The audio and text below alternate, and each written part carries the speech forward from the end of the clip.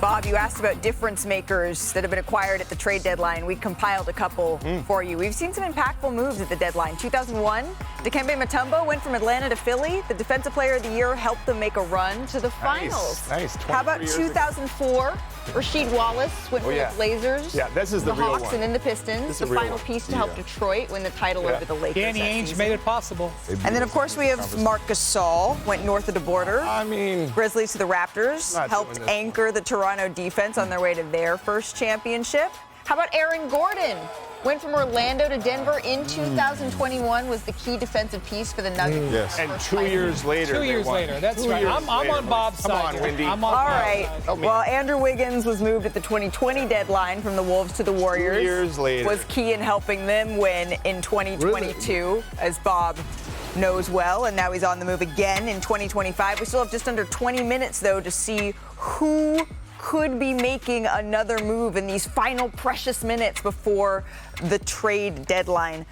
Perk, is there one team that you think is just one move away, right this second, from being in that championship conversation? I do, and it's a team we don't talk about a lot, but they always making a lot of noise. They have a young superstar.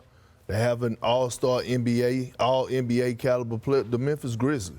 The Memphis Grizzlies are one move away from really looking. It seemed like, again, when I look at their team, I'm going back to that wing. You have Ja, you have Desmond Bane, you have Jaren Jackson Jr., but you need that 6'7", 6'8", maybe 6'9" guy that could knock down the three. And I know they're hard to find, but the Memphis Grizzlies, they'll move away. And by the way, let's just clear something up. Perk, how long have I known? 20 years? What do we have? Come on, people think we. I don't care, Bob. Listen. Okay. Just want to let people know. First time I saw you, Santa Monica Gym, 18 years old. You couldn't jump off the ground like that. Bob made me like $42 million. So we'll be friends forever. So is there a team that needs to acquire Perk in that way? Listen, Memphis knows what he said, because that's why they tried on Jimmy Butler. Yes. They tried on Kevin Durant. Problem is, this is what I hate saying, is like those guys said no.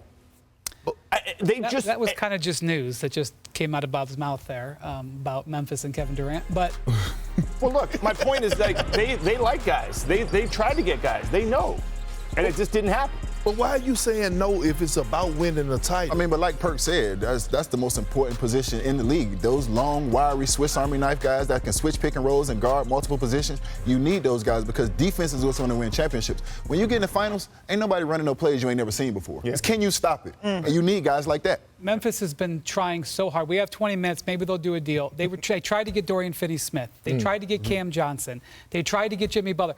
They had a trade construction that I think the Heat would have gone for Jimmy Butler. Jimmy said he didn't want to extend there. Bob says that they tried for Kevin Durant. Well, hey, I mean, I heard. Can you blame him? Hey, Wendy, do you think? Okay, well, you knew, I guess. I was going to say, if I'm them, I call. Of course. I'm sure they call. Yeah, of course. Yes. So the Grizzlies are certainly one of them. Bob, if you were to, head away from your best friend Perk and back into the general manager business, is there one team that you would walk into and say, hey, we're one move away right now? Yeah, this is not going to be I'm going to do Wendy's little speech here. This is going to be a popular answer. I think Oklahoma City. And that's a sign of respect. I think if they get a Cam Johnson type player, because the only flaw for them, they only have one, in my opinion. It's outside shooting. That's it. And there's a difference between being a team that can shoot in the regular season and a team that can shoot in the playoffs. Yeah. Yes. And so the one guy that I think is a stone-cold shooter is Isaiah Joe. He's a stone-cold shooter. Yes. Other than that guy right there, he's a scorer. He's not a shooter. And that's fine. He's maybe going to be MVP, meaning Shai Gilgeous. But after that, Jalen Williams can make a three. Lou Dort can make a three. They got guys that can make threes, Chet Holmgren. But do they have guys that can make a three with no space in a big moment? And that's the only thing. And I wonder if that's going to be in the playoffs when you get into the half-court basketball, the thing that knocks them out, because they have everything else. And and probably most likely playing too big. So you're going to need all the spacing in the world. Yes. Yeah, so they did make a major acquisition today of a 7'1" center. Yeah, they are getting Chet back. Chet Holmgren. So that's that helps. That's their answer to that, Bob. I will say this. I remember having a conversation with Masai Ujiri as he was winning the 2019 championship. And he said, I'm sorry to bring that up. And he said, what I've learned is that even when you think you have a good team, you always need more. Yeah. You can't believe you always need more. And that was what he talked about as he went and got Marc Gasol to add to Kawhi Leonard.